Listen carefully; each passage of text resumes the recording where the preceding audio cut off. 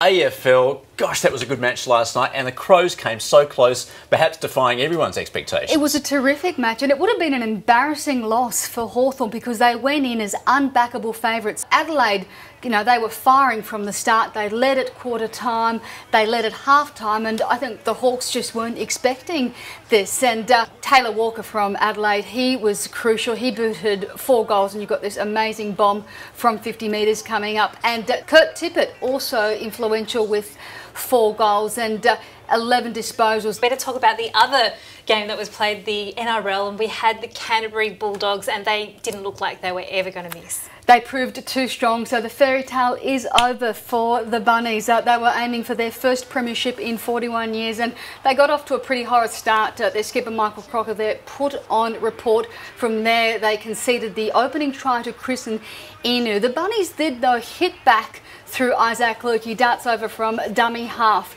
and then a penalty from Adam Reynolds, who is the Rookie of the Year, puts South Sydney in front. So they've got a bit of momentum, but in the 26th minute of the game is what is the game changer. There's Reynolds there. He comes off with a hamstring injury. He's one of their most influential players, and they had to restructure the team from there. Greg Inglis, amazing try, saving tackle on Josh Reynolds, but Reynolds then has a kick which sets up Sam Perrott for the next try, and from there on it's all Bulldogs. And Canterbury are actually favourites, but when Des Hasler was asked, he managed to make out as if the Storm were the favourites. Have a listen to Desi Hasler.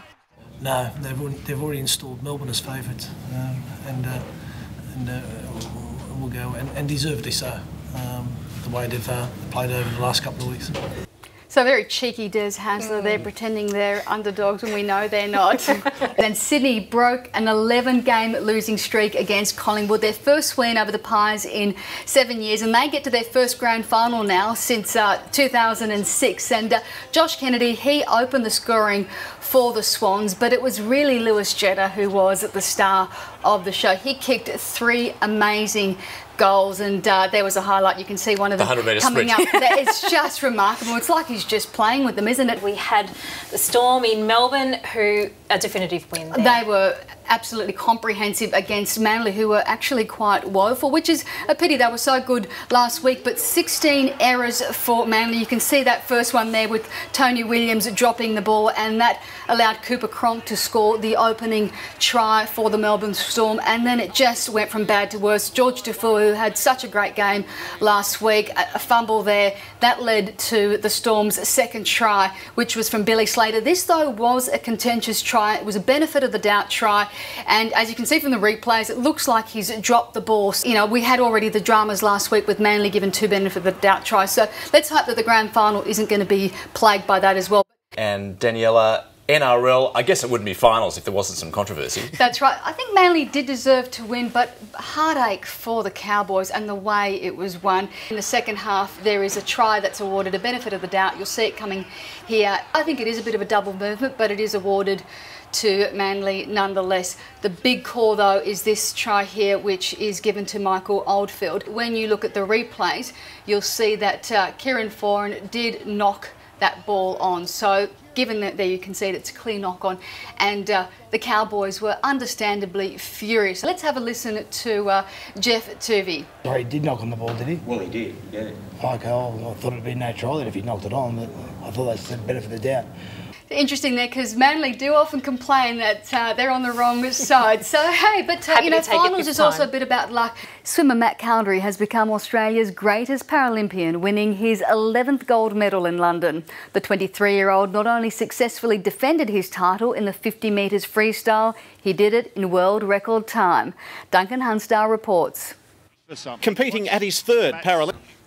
At Flushing Meadows, men's top seed Roger Federer was beaten in the quarterfinals, and American Andy Roddick bid a tearful farewell after losing in the 4th round. Switzerland's Roger Federer. Australia is second on the Paralympic medal tally with 3 gold medals after day 1 of competition in London.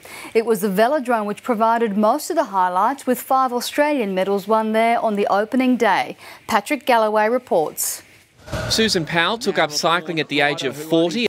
The last round of the NRL regular season kicks off tonight with must-win matches looming for South Sydney and Brisbane. Daniela, obviously the big story at the moment is Lance Armstrong. It's absolutely huge, and the implications for this are going to be massive, not just on Armstrong but other riders. Cadel Evans, for example, he won in 2005. Now they're saying he might end up being the moral winner of that tour. He finished 8th there, but the 7 other riders, including Lance Armstrong, have all been convicted of doping. Because we've had a massive upset with the Raiders pipping the Bulldogs. Who would have thought that Canberra would have beaten the Bulldogs? Actually, one person, he was a punter, he bet $30,000 on the Raiders to win, and I thought this guy's crazy, but well, the Raiders might have thought they were going to win. He is the one that's laughing, so he's got about almost $80,000, and the thing is, it was a comprehensive win. It wasn't